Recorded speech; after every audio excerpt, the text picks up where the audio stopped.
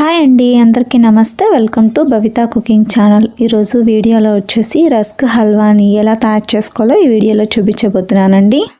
చాలా ఈజీగా తయారు చేసుకోవచ్చండి. అచ్చం చూడడానికి బ్రెడ్ హల్వా లాగే ఉంటుంది, కాకపోతే టేస్ట్ మాత్రం కాస్తంత వెరైటీగా ఉంటుందండి. రుచిలో బ్రెడ్ హల్వా కన్నా రస్క్ హల్వా చాలా రుచిగా ఉంటుందండి.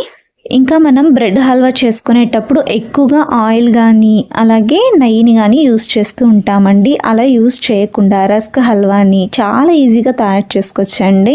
కేవలం 2 నుండి 3 టేబుల్ స్పూన్ల దాకా నెయ్యి అయితే సరిపోతుందండి. చాలా ఈజీగా తయారు చేసుకోవచ్చు. అలాగే చాలా రుచిగా కూడా ఉంటుందండి. ఎప్పుడైనా స్వీట్ తినాలనిపించినప్పుడు ఎంత తిన్నా సరే వెగుటుగా అస్సలు అనిపించదండి, అంత టేస్టీగా ఉంటుందండి. మరి ఇక లేట్ చేయకుండా ఈ రస్క్ హల్వాని ఎలా తయారు చేసుకోవాలో చూద్దాం రండి. ముందుగా 8 నుండి 10 దాకా రస్క్ను తీసుకోండి. ఈ రస్క్ను పొడిగా చేసుకోవాలి. మామూలుగా మనకు బయట బేకరీలో కానీ దొరుకుతాయండి, లేదా మోర్స్లో కూడా దొరుకుతూ ఉంటాయి. ఏ రస్క్ అయినా సరే మనం రస్క్ని తీసుకోవచ్చండి. కాకపోతే స్వీట్ రస్క్ని తీసుకోండి, చాలా రుచిగా ఉంటుంది. ఈ రస్క్ను ఇప్పుడు చిన్న పీసెస్గా కట్ చేసుకోండి. ఇలా మీకు ఎంత వీలవుతుందో అంత చేత్తోనే ఇలా నలిపి వేసుకోండి. ఇలా వేసుకున్న తర్వాత బాగా దంచుకోండి. మరీ పొడిగా కాకుండా మరీ పెద్ద పీసెస్గా కాకుండా చిన్న పీసెస్ అనేవి కళ్ళకు కనిపించేటట్టు ఇలా లైట్గా ఇలా ప్రెస్ చేస్తూ దంచుకోండి. లేదా మీరు ఇంకా మిక్సీలో కూడా వేసి పల్స్ మోడ్లో 2 సార్లు పల్స్ చేసుకున్నా సరిపోతుందండి. మరి ఎక్కువగా పొడిగా చేసేస్తే రస్క్లో మనకు అంత టేస్టీగా ఉండదండి. మనం తినేటప్పుడు కూడా కాస్తంత పెద్ద పీసెస్ లాగా చేసి వేసుకుంటే చాలా రుచిగా ఉంటుందండి తినేటప్పుడు. ఇలానే మిగతా రస్క్లు అన్నిటినీ కూడా ఇలా తుంచి వేసుకొని లైట్గా క్రష్ చేసుకోండి. ఇలా రస్క్ని పొడిగా చేసేసి రెడీగా పక్కన ఉంచుకోండి.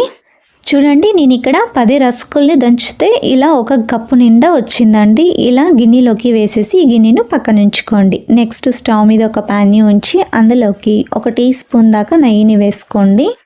స్టవ్ని మీడియం ఫ్లేమ్లో ఉంచుకొని నెయ్యి కాస్త వేడెక్కిన తర్వాత ఇందులోకి 2 టేబుల్ స్పూన్ల దాకా కాజుని తీసుకొని ఫ్రై చేసుకోండి. కాజు కాస్త కలర్ చేంజ్ అయిన తర్వాత ఇందులోకి 2 టేబుల్ స్పూన్ల దాకా కిస్మిస్ని వేసుకొని ఫ్రై చేసుకోండి. ఇందులోకి మీకు నచ్చిన డ్రై ఫ్రూట్స్ని వేసుకోవచ్చండి. కాజు, పిస్తా, బాదాం, మీకు నచ్చిన డ్రై ఫ్రూట్స్ ఏవైనా సరే ఫ్రై చేసుకుని పక్కకు తీసుకోండి. కాజు ఇంకా కిస్మిస్ లైట్ గోల్డెన్ కలర్లోకి టర్న్ అయిన తర్వాత పక్కన ఒక గిన్నెలోకి తీసుకోండి. నెక్స్ట్ ఇదే మిగిలిన నేతిలో మనము ఇందాక దంచి పెట్టుకున్న రస్క్ పొడిని మొత్తం వేసేసుకొని స్టవ్ని లో ఫ్లేమ్లో ఉంచుకొని లైట్ బ్రౌన్ కలర్ వచ్చేంత వరకు కూడా వేపండి. మనం తీసుకున్న రస్క్ని మొత్తం పొడి చేసి వేయించుకుంటున్నాం కాబట్టి లో ఫ్లేమ్లోనే వేయించుకోవాలండి. మీడియం టు హై ఫ్లేమ్లో కనుక పెట్టి వేయించుకుంటే పొడి మొత్తం కూడా మాడిపోతుందండి. అంతేకాదండి, మనం వేయించుకునేటప్పుడు కూడా కంటిన్యూగా మిక్స్ చేసుకుంటూనే వేయించుకోవాలి. ఇలా వేయించుకుంటున్నప్పుడే మనకు తెలుస్తుందండి మరి కాస్త నెయ్యి పడుతుందండి. అందుకోసమే 1 టీ స్పూన్ దాకా నెయ్యిని వేసుకొని మరొకసారి ఇలా కలుపుతూ వేయించుకోండి. నెయ్యిని వేపడం కోసము 2 టీ స్పూన్ల దాకా నెయ్యి మాత్రమే మనం వేసి వేయించుకుంటున్నామండి. ఈ రెసిపీలో వచ్చేసి ఇంతేనండి మనం యూస్ చేసే. అదే బ్రెడ్ హల్వాలో అయితే మనం ఎక్కువ క్వాంటిటీలో మనం నెయ్యిని వేసి వేయించుకోవాల్సి వస్తుంది. ఇలా రస్క్ మొత్తం కలర్ చేంజ్ అయిన తర్వాత ఇప్పుడు ఈ రస్క్ని మనం పక్కన ఒక గిన్నెలోకి వేసుకోండి. నెక్స్ట్ స్టవ్ మీద ఒక ప్యాన్ని ఉంచి అందులోకి ఏ కప్పుతో అయితే మనము రస్క్ పొడిని కొలుచుకున్నామో అదే కప్పుతోనే 3/4 కప్పు దాకా పంచదారను వేసుకోండి. అదే కప్పుతోనే 1.5 కప్పు దాకా నీళ్ళను వేసుకోండి. స్టవ్ని మీడియం ఫ్లేమ్లో ఉంచుకొని పంచదారను మొత్తం పూర్తిగా కరిగించండి. మీరు కావాలనుకుంటే స్వీట్ ఎక్కువగా తినే వాళ్ళైతే మరి కొంచెం స్వీట్ని యాడ్ చేసుకోండి. నెక్స్ట్ 2 ఇలాచీని కచ్చాపచ్చాగా దంచి వేసుకోండి. ఇలా 5 నిమిషాల పాటు జిగురు పాకం వచ్చేంత వరకు మరలించండి. మరీ ఎక్కువగా పాకం పెట్టుకోవాల్సిన అవసరం లేదండి. కొబ్బరి నూనె మనం చేతితో ముట్టితే ఎలా అయితే జిగురుగా ఉంటుందో ఆ జిగురు పాకం వచ్చేంత వరకు అయితే సరిపోతుందండి. ఇలా 5 నిమిషాల పాటు పాకంని జిగురు పాకం వచ్చేంత వరకు మరలించుకున్న తర్వాత చూడండి, ఇక్కడ ఈ కన్సిస్టెన్సీలో ఉండాలండి. ఇలా జిగురు పాకం వచ్చిన తర్వాత ఇప్పుడు స్టవ్ని లో ఫ్లేమ్లో ఉంచుకొని ఇందాక వేయించి పెట్టుకున్న రస్క్ పొడిని మొత్తం వేసుకోండి. పాకంలోకి పోసేసిన తర్వాత బాగా దగ్గర పడేంత వరకు కూడా ఇలా కలుపుతూ ఉడికించండి. ఈ రస్క్ హల్వాని తమిళనాడు సైడ్లో ఎక్కువగా చేసుకుంటూ ఉంటారండి. ముఖ్యంగా పెళ్లిళ్ళలో అలాగే హోటల్స్లో కూడా కాంబో ప్యాక్గా ఇస్తూ ఉంటారండి. చాలా రుచిగా ఉంటుందండి. బ్రెడ్ హల్వా టేస్టే వేరేగా ఉంటుంది. అలాగే ఈ రస్క్ హల్వా టేస్ట్ డిఫరెంట్గా ఉంటుందండి. రెండిటికి చాలా చాలా చేంజ్ ఉంటుందండి టేస్ట్లో. తప్పకుండా మీరు కూడా ఇలా రస్క్ హల్వాని చేసి చూడండి. బ్రెడ్ హల్వా కన్నా ప్రతి ఒక్కరూ రస్క్ హల్వాని ఇష్టపడుతూ తింటారండి. ఇలా రస్క్ మొత్తం కూడా దగ్గర పడిన తర్వాత ఇందాక వేయించి పెట్టుకున్న డ్రై ఫ్రూట్స్ని వేసుకొని ఇప్పుడు బాగా కలపండి.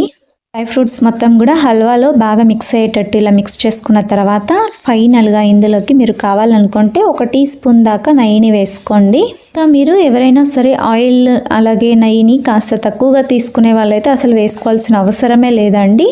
డైరెక్ట్గా మనము స్టవ్ ఆఫ్ చేసుకుని సర్వ్ చేసుకోవడమేనండి. ఇంకా చల్లగా మనం సర్వ్ చేసుకొని తింటే ఇంకా చాలా బాగుంటుందండి.